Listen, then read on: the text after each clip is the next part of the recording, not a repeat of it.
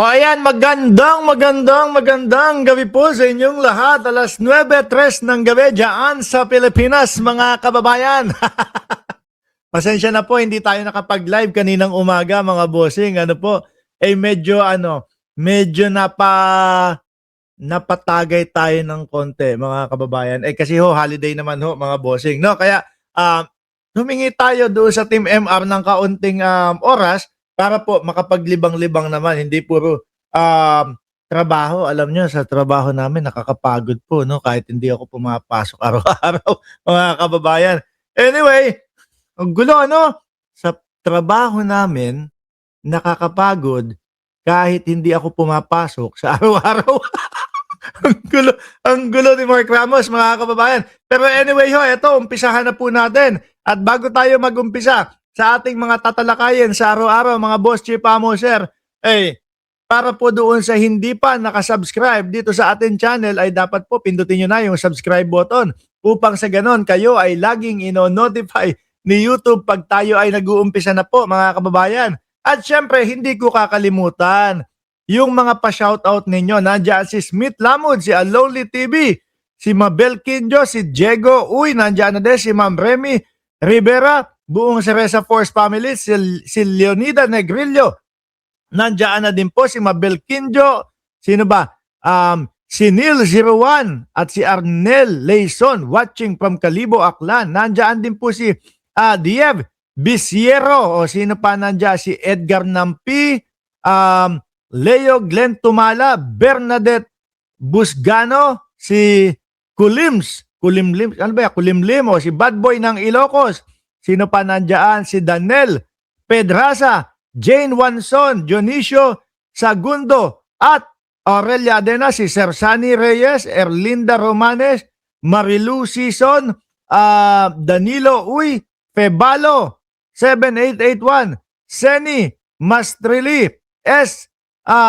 Piakil. Gusto ko pa po mag-shoutout, kaya lang mga kababayan, maubusan tayo ng oras. At sino pa? Pahabol. Si Ces Lay, nandiyan din po. At si Joseph Milo Carcasona, game. At si Coffee naku, hindi na naubos. Mamaya na po yung iba, mga bossing.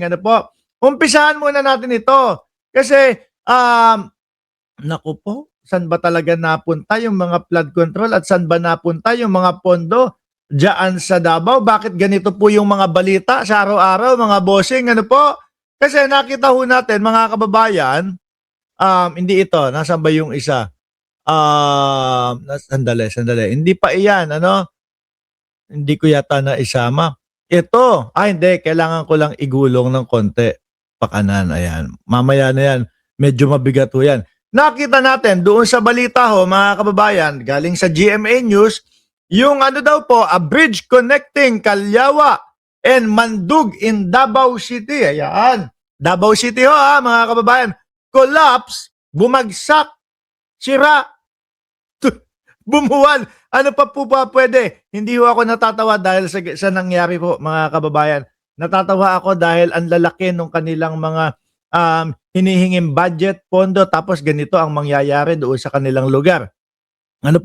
Davao City, a bridge connecting Calyawa and Mandug in Davao City collapsed due to flooding caused by heavy rain evening on Monday, May 18, 2026. Tapos mababalitaan mo pa ang masaklap nun, yung kay Boss Pulong Duterte, umabot ng 51 billion yung kanyang mga naging pondo, budget. Tapos mababalitaan mo, ganito ang nangyari.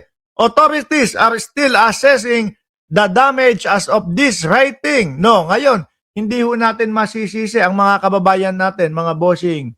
No? Kung bakit po naghahanap nung mga pondo, bakit po naghahanap din ng bakal. mukhang wala nga Kung isusum natin ito yung wala man lang kumonekta doon. Puro lupa na nga. Wala pang bakal. Totoo ba to? Bakit tila bakal ay nawawala? Hinahanap din pati yung bakal ng mga kababayan natin. Gawang Davao Ganito nga ba? O tingnan nyo mga bossing. Ayan, may GMA ha. Ayun o. Paano yan? Para may ipinatong lang? Mga bossing? O? Straight na ganun agad? Aba, siguro mahal ang bakal sa Davao. No? Siguro mahal ang bakal sa Davao kaya hindi na ho siguro nilagyan mga kababayan. Eh ito po ang nire-reaksyonan ko ay base po doon sa nakita na picture na merong nilagay na bakit wala ang bakal. Eh syempre po sa mga construction mga kababayan, ano po yan, napaka-importante ng bakal. Yan po yung pinaka magkakapit-kapit at magsusugpong doon sa dalawang pagdidikitin mo kagaya niyan. Oh, walang bakal talaga. Grabe naman yan. Boss Pulong, ano nangyari dyan sa inyo? Baka mahal nga po ang bakal. Ano po?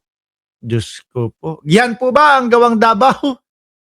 Ang lakas-lakas ninyong pagtawanan yung mga gawang Maynila o gawang Luzon tapos makita namin dito sa Davao, wala talaga parang straight lang na ipinatong, talagang guguho yan, mga bossing. Sabi ni Leo Glenn Tumala, naghang yung video, Sir Mark, na-stroke yung video mo, puro audio ka lang. Wala akong video, hindi, nakikita ko nandito, baka sa iyo lang. Kasi eto, nakikita ko yung video ko dito sa YouTube ko China made ang bridge. Sabi, andyan din si MJ 4500. Number 148 ang kanyang like. Ngayon mga kababayan, dumako na tayo sa pararoonan natin. Ako, sandali, nawala. Dumito muna tayo. Yung mga DDS, since nandyan na din po tayo, mga Boss Chief Pamuser, no? Yung mga DDS na paulit-ulit na naghahanap, naghahagilap ng Herpulicol test, mga kababayan. Nako, mukhang masasaktan po dito sa pangalawang topic natin. Bakit po, mga bossing?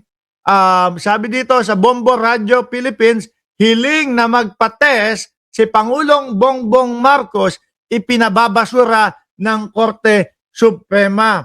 Wala na. Bakit to, mga kababayan? Biruin mo, no?